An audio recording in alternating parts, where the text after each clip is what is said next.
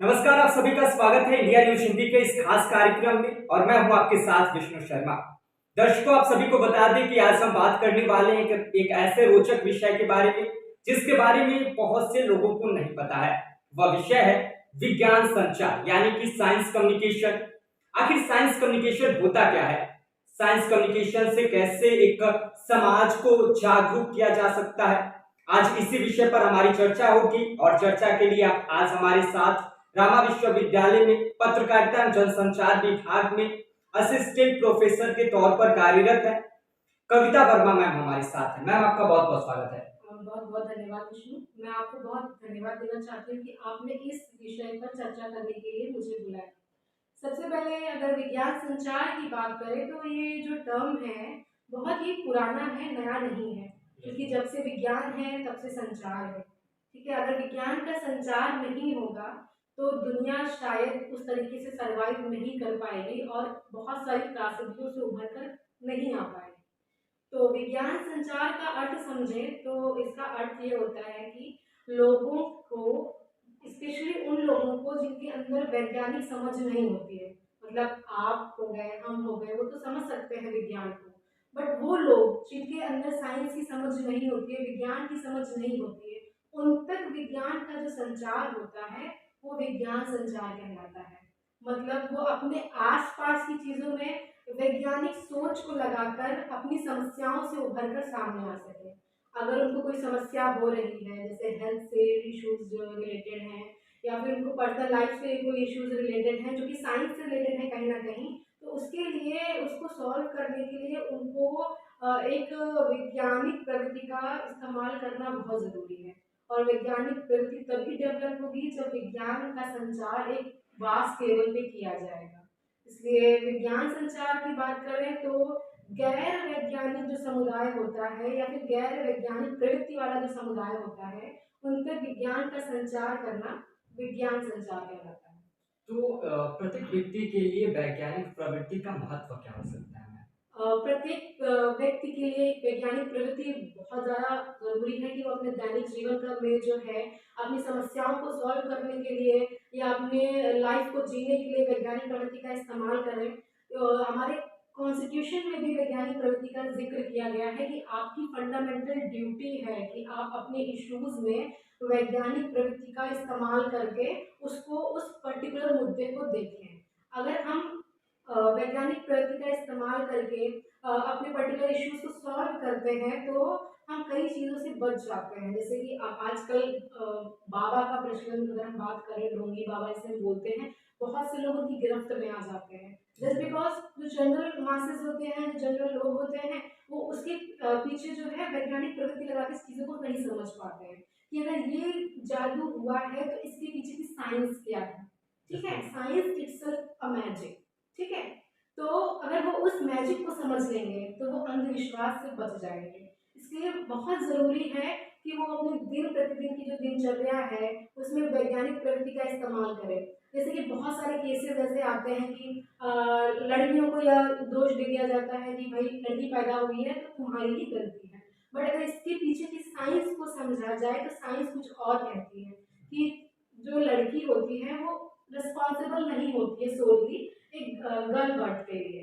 ठीक है, अगर कभी कभी ऐसा भी होता है कि किसी को कोई कंसीव नहीं कर पा रहा है तो वो बाबा के उसमें जाते हैं, उसको कोई टोटका उटका देते हैं, उसके बाद वो काफ़ी लंबा उनकी गिरफ्त में आ जाते हैं, उनका पूरा जीवन बर्बाद हो जाता है। और इसके कई एग्जाम्पल्स आपको डेली न्यूज़पेपर में देखने को मिल जाते हैं कि हाँ, आज ये बाबा की पोल खुली है, आज वो बाबा की पोल खुली है। तो इसके लिए, इससे बचने के लिए बहुत ज़रूरी है कि व्यक्ति अपने दैनिक जीवन में वैज्ञानिक प्रवृत्ति लगा के अपने जीवन को जिए और विज्ञान का संचार एक प्रॉपर उसमें किया जाए, ताकि जो गैर वैज्ञानिक समुदाय है, जिन लोगों के अंदर वैज्ञानिक प्रवृत्ति की कमी है, वो इन चीज़ों के मायने समझें और साइंस की उपयोगिता को समझें।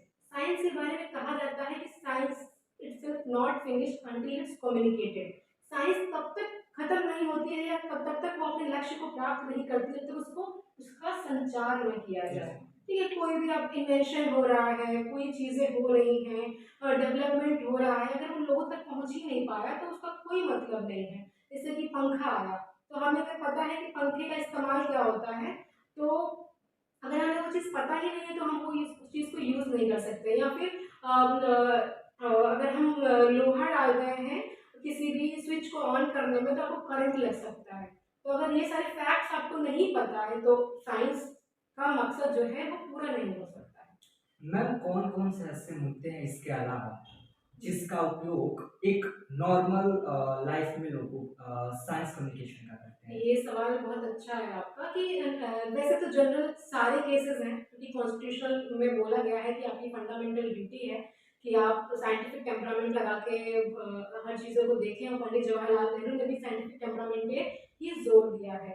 तो अगर हम बात करें तो अभी थोड़े ही टाइम पहले हम कोविड जैसी महामारी को झेल रहे थे। तो ऐसा समय था कि ऐसा लग रहा था कि भाई मतलब कोई बहुत बड़ा राक्षस आके हम पे आक्रमण कर रहा है और हम उससे बच नहीं पा रहे हैं। इससे बचना क्या था, उसके लिए हमारे पास कोई तत्कालिक क्या था, एक कोई इलाज नहीं था। हम सिर्फ उसको रोकथाम करके ही उससे अपना बचाव कर सकते थे। तो जब ऐसी सिचुएशन आती है, मतलब इमरजेंसी सिचुएशन अगर हम कह लें, अगर कोई इमरजेंसी सिचुएशन आई है, तो वैसी सिचुएशंस में साइंस कम्युनिकेशन का रोल इटसेल्फ जो है वो बढ़ जाता है।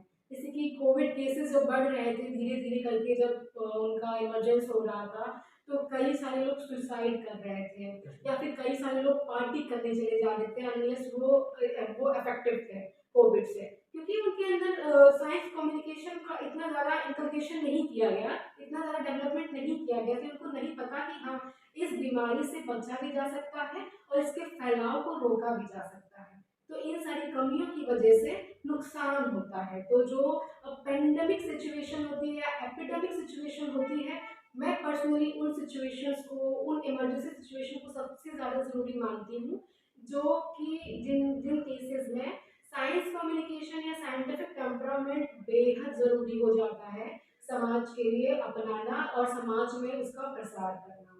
मैम साइंस कम्युनिकेशन एक ऐसा अलग शब्द है जिसके बारे में लोगों को नहीं पता है, तो जी। लोगों को कैसे जागरूक किया जा सकता है साइंस कम्युनिकेशन के प्रति? लोगों को जागरूक करने के लिए साइंस कम्युनिकेशन के प्रति तो नहीं कहेंगे, साइंटिफिक टेम्परामेंट के प्रति जागरूक करने के लिए कहेंगे, तो इसके लिए साइंस कम्युनिकेटर्स होते हैं। और साइंस कम्युनिकेटर वही लोग हो सकते हैं बेसिकली जिनके अंदर साइंस की समझ हो और साइंस को का प्रसार करने के लिए या डेसिमेशन करने की क्षमता हो। आप साइंटिस्ट होते हैं, आपको Yes, यहाँ पे समझना पड़ेगा विष्णु की साइंटिस्ट और साइंस कम्युनिकेटर के बीच में मेजर डिफरेंस होता है। yes, ma'am. साइंस कम्युनिकेटर होता है, वो ज़रूरी नहीं है कि वो रिसर्च करने फील्ड पे जाए, लेकिन उसको एक रिसर्च कैसे हो रही है, स्टेप बाय स्टेप इसका क्या फ़ायदा होगा, इसका क्या नुकसान होगा, उनको उन चीज़ों के बारे में जानकारी होना बहुत ज़रूरी है। और एक सबसे अच्छी चीज़ और सबसे बेहद ज़रूरी चीज़ कि उसको किस भाषा में, किस वे में लोगों तक पहुँचाया जा सके। और ऐसा नहीं है कि आपने कोई आर्टिकल लिख दिया और वो समाज के हर तबके तक पहुँच गया, क्योंकि विज्ञान संचार कहता है कि गैर सामाजिक जो गैर वैज्ञानिक जो समुदाय है, हमें उन तक अपनी रीच बढ़ानी है। तो ये बेहद ज़रूरी हो जाता है कि ऐसे एलिमेंट्स का, ऐसे टूल्स का उपयोग करें कि वो आप उन समुदाय तक आप पहुँचा सकें। अगर हम गैर वैज्ञानिक समुदाय की बात करेंगे, तो हमारे दिमाग में क्या आता है? गाँववासी आ जाते हैं, Yes, ma'am. जो ज़्यादा एजुकेटेड नहीं होते हैं, और विमेन एक काफ़ी हद तक मान सकते हैं, गाँव की जो औरतें हैं Yes, वो ma'am. लोग आ जाते हैं। अब भाई आप उनको न्यूज़पेपर में कुछ भी लिख के दे रहे हो, उनको तो इंटरेस्ट नहीं नहीं आएगा। पता। तो आपको पहले क्लासिफ़ाई करना पड़ेगा कि आपकी टारगेट ऑडियंस कौन है। आपने क्लासिफ़ाई कर लिया कि मान लीजिए मेरे टारगेट ऑडियंस बच्चे हैं। हमें कोविड के बारे में या किसी साइंटिफिक इश्यू के बारे में उनको जानकारी देनी है। तो सबसे पहले आप क्या करेंगे कि आपने आइडेंटिफाई कर लिया कि आप टारगेट ऑडियंस ये है। आप देखेंगे साइंटिस्ट क्या रिसर्चेस कर रहे हैं। आपने देख लिया कि हाँ, एक कोविड जो 19 नाम की बीमारी है जो कोरोना वायरस से फैल रही है, आपको क्वारंटाइन पीरियड रखना पड़ेगा, आइसोलेशन पीरियड रखना पड़ेगा। ठीक है, उसके बाद ये कुछ अपनी इम्यूनिटी बूस्ट करनी पड़ेगी। अब बच्चों को आप कैसे टारगेट करोगे? आप ऐसे लिख दोगे तो उनको तो इंटरेस्ट आएगा नहीं पढ़ने में। बिल्कुल नहीं। तो ऐसा करते हैं कि कुछ उनको फनी वे में, ठीक है, फनी वे में आप उनको समझाने की कोशिश करोगे। जैसे आपने मैगजीन लॉन्च कर दी, बहुत सारी ऐसी मैगजीन लॉन्च की है, डीएसटी ने मैगजीन लॉन्च की है, विज्ञान प्रसार ने काफ़ी सारी मैगजीन लॉन्च की है कोरोना पे। कार्टून के फॉर्म में जो है लोगों को जानकारी या बच्चों को, डिफरेंट एज ग्रुप के लोगों को जानकारी देने की कोशिश की है। तो होता है साइंस कम्युनिकेशन, क्योंकि आपको बताता है कि ऐसी भाषा का इस्तेमाल करो, या फिर आप पोएम्स के फॉर्म में भी कर सकते हो, या फिर आपकी राइटिंग स्किल्स इतनी अच्छी है जो आप लोगों तक समझ सकते हैं। अगर नहीं है तो अगर आपने टारगेट ऑडियंस आइडेंटिफाई कर ली है तो आप रूरल एरिया में गए, आपने वहाँ पे कठपुतली के जरिए दिखाया अपना, बच्चों को कार्टून के जरिए अपना दिखाया, ताकि आपका जो प्रॉपर मैसेज है यस मैम। वो कन्वे हो सके। मैम हालाँकि अभी हम लोगों ने कोविड जैसी महामारी का सामना किया, उससे जूझे, तो इसमें साइंस कम्युनिकेशन की रोल्स क्या है? साइंस कम्युनिकेशन का बहुत ही बड़ा रोल रहा विश्व, जैसे कि मैंने आपने बताया कि प्राइमरी लेवल पे हमारे पास कोई मेडिसिन नहीं थी। ठीक है, only one thing we can do कि मतलब आप लोगों को इंफॉर्मेशन ही पहुंचा सकते थे। और ऐसी महामारी का दुनिया पे या देश पे अटैक करना जिसका नाम आपने पहले नहीं सुना हो, उससे लोग डर भी रहे हैं कि इतनी मौतें हो रही हैं, सिम्टम्स ये हैं। तो ऐसी सिचुएशन में आप लोगों को बताएंगे कि हाँ, ये जो बीमारी है उससे आप लड़ सकते हो, उससे आप जीत सकते हो, लेकिन ये बहुत ज़रूरी है कि आप जानो कि इसके रीज़न कहाँ है, इसका इमरजेंस कहाँ है, ये कहाँ से उत्पन्न हुई है और ये कितने दिन तक लास्ट करती है। इससे बचने के लिए आप अपनी इम्यूनिटी कैसे बूस्टअप कर सकते हो, योगा, इन सारी चीज़ों का जो कम्युनिकेशन इन ईजी लैंग्वेज जो होगा वो बहुत ज़रूरी हो जाता है। तो ये चीज़ें उसमें हम कंसीडर कर सकते हैं कि हाँ, ये चीज़ रहा। उसके बाद क्या होता है कि वैक्सीनेशन आया। यस तो मैम। वैक्सीनेशन के बाद भी लोग बहुत ज़्यादा अफ्रेड थे कि कैसे मतलब वैक्सीनेशन ले या ना ले। तो उसके बारे में भी एट दैट टाइम भी साइंस कम्युनिकेशन का रोल जो है बहुत ज़्यादा बढ़ जाता है यस कि मैम। आप लोगों को बताएं कि इस वैक्सीनेशन से क्या आपको फ़ायदा होगा, और अगर कुछ स्लाइट चेंजेस आपकी बॉडी डेवलप कर रही है तो वो क्यों कर रही है, ताकि लोग उससे डरे नहीं, उसके लिए तैयार रहे। तो कहते हैं ना, कोरोना से लड़ना नहीं है, लड़को सॉरी, कोरोना से डरना नहीं है बल्कि लड़ना है। लड़ना है। तो साइंस कम्युनिकेशन जो है वो लड़ने की ताकत देता है आपको, किसी भी बीमारी से, किसी भी ऐसी चीज से जो कि आपके लिए एक सवाल बनी है। मैम जी। हम आपसे जानना चाहेंगे जो साइंस कम्युनिकेटर होते हैं वो कैसे पीपल से कनेक्ट करते हैं और उनकी क्या रोल्स और रिस्पॉन्सिबिलिटी? ओके, साइंस कम्युनिकेटर मतलब यही होता है जो साइंस का कम्युनिकेशन करता है। नॉर्मल जैसे कि अब कोई भी उसको एक एजेंडा दे दिया गया कि हाँ, ये तुम्हारा टारगेट है कि तुम इस टॉपिक पे लोगों को जानकारी दो कि हाँ, कि मतलब गर्ल बर्थ में जो है ओनली गर्ल ही रिस्पॉन्सिबल या फिर फीमेल ही रिस्पॉन्सिबल नहीं है, मेल भी इक्वली रिस्पॉन्सिबल या मेल ज़्यादा डोमिनेट हो जाएंगे या डेट केस। तो वो उसको एक इशू मिल गया कि हाँ, उसको इस मुद्दे के में जो है कम्युनिकेशन करना है। तो वो देखेगा, फाइनलाइज करेगा कि किस एरिया में सबसे ज़्यादा ऐसे केसेस हो रहे हैं। यस तो मैम। वो उस एरिया में रीच करेगा, उसकी टारगेट ऑडियंस को समझेगा, वेदर दे आर एजुकेटेड और नॉट एजुकेटेड। अगर वो अनएजुकेटेड हैं तो फिर वो वैसी टेक्निक्स यूज़ करेगा कि हो सकता है कि वो कुछ नुक्कड़ नाटक भी आयोजित कर सकता है। उसके अलावा घर घर जाके लोगों से बात भी कर सकता है, डांस भी मतलब एक डांस फॉर्म में भी कर सकता है, कठपुतली शोज भी कर सकता है। अगर एजुकेटेड है तो अपना अपना मसालेदार जो राइटिंग्स होती हैं जो बहुत इंटरेस्टिंग होती हैं, बोरिंग ना होके yes ma'am. Fictional stories right up करके भी वो चीज़ें कर सकता है। मैम ऐसा कह सकते हैं कि जो साइंस कम्युनिकेटर होते हैं वो एक पॉलिटिकल पार्टी के लिए भी काम कर सकते हैं। साइंस अगर हम बात करें तो उसका पॉलिटिक्स से थोड़ा लेना देना नहीं ही है। साइंस कम्युनिकेटर जो है करना चाहे तो कर सकते हैं, अगर वो पर्टिकुलर गवर्नमेंट चाहे कि हाँ, हमें मतलब कि हमारा एजेंडा है कि लोगों में, हमें लोगों को साइंटिफिक टेम्परामेंट डेवलप करना है, हमारा जो समाज है वो उसका हर एक व्यक्ति जो है वैज्ञानिक प्रवृत्ति लगाए अपने जीवन में, अपनी दैनिक दिनचर्या में। तो वो कर सकता है कि हाँ, फिर वो एजेंडे फाइनलाइज कर सकता है ऐसे कि हमें इन एजेंडों पे समाज पे काम करने की बहुत ज़रूरत है। ठीक है, अगर जैसे कि HIV एड्स हो गया, उनके रीजंस क्या हैं फैलने के, TB हो गया, उसके रीजंस क्या हैं फैलने के। तो पॉलिटिकल पार्टी चाहे तो साइंस कम्युनिकेटर को हायर कर सकती है, लेकिन जब साइंस कम्युनिकेटर जो होता है, अगर आप ये फील कर ले, जैसे कि यू आर अ जर्नलिस्ट, तो आप क्या करते हो, सोसाइटी के लिए काम करते हो। तो जो मुद्दे हैं वो आप फाइंड आउट करते हो कि आप पॉलिटिक्स के लिए काम कर रहे हो या फिर क्राइम बीट के लिए काम कर रहे हो। उसी तरह ये साइंस जर्नलिस्ट होते हैं या साइंस कम्युनिकेटर्स होते हैं जो साइंस की चीज़ों को लोगों तक पहुंचाते हैं। इनकी एक मॉरल रिस्पॉन्सिबिलिटी भी होती है। कुछ साइंस ऑर्गेनाइजेशंस होती हैं जो साइंस कम्युनिकेटर्स को हायर करती हैं। फिर वो बताती है कि ये हमारा एजेंडा है या हमारा प्रोजेक्ट है, इसके बारे में आपको इन्फॉर्मेशन डिसिमिनेशन करना है। मैम विज्ञान जो है ना उसका फायदा लोगों तक कितना पहुंच रहा है, अगर नहीं पहुंच रहा है तो उसके लिए क्या करना पड़ेगा? ये बहुत ही एक डिबेटेबल कॉन्सेप्ट होगा कि विज्ञान का फ़ायदा लोगों तक कितना पहुँच रहा है। अभी तक तो हम टोटली डिपेंडेंट हैं विज्ञान पर ही। हमारी पूरी लाइफ़ जैसे कि अब ठंडी हो रही है तो हीटर पे चले जाएँगे, गर्मी हो रही है इस एसी पे चले जाएँगे। इसके अलावा भी बहुत सारी चीज़ें हैं जो कि मतलब आपकी लाइफ़ में बहुत सारा सवाल बन के खड़ा हो सकता है कि लोगों को थोड़ी-सी तकलीफ़ हुई, तो उनको लगता है कि उन पे कोई मैजिकल चीज़ें हुई हैं। But I personally don't believe in this kind of things कि ऐसा कोई मैजिकल आपके ऊपर हो सकता है आपको कोई साइकोलॉजिकल प्रॉब्लम हो। तो ये ज़रूरी है ना कि हमने अपने कम्फ़र्ट की चीज़ें तो फाइनलाइज़ कर ली, फ़िल्टर कर ली कि हाँ, ये कम्फ़र्ट हमें मिल रहा है एसी से, टीवी से, हमारा एंटरटेनमेंट हो रहा है, इन सारी चीज़ों से। बट जब बात डेली लाइफ़ की प्रॉब्लम्स की आती है, तो हम साइंस को इग्नोर कर देते हैं। वहाँ पे हम सुपरस्टिशियस हो जाते हैं। तो उन केसेस की हम बात करें तो अभी भी काफ़ी हद तक मेन चीज़ जो है वो पीछे ही है कि हम क्यों आखिर इतने केसेस अभी आ रहे हैं?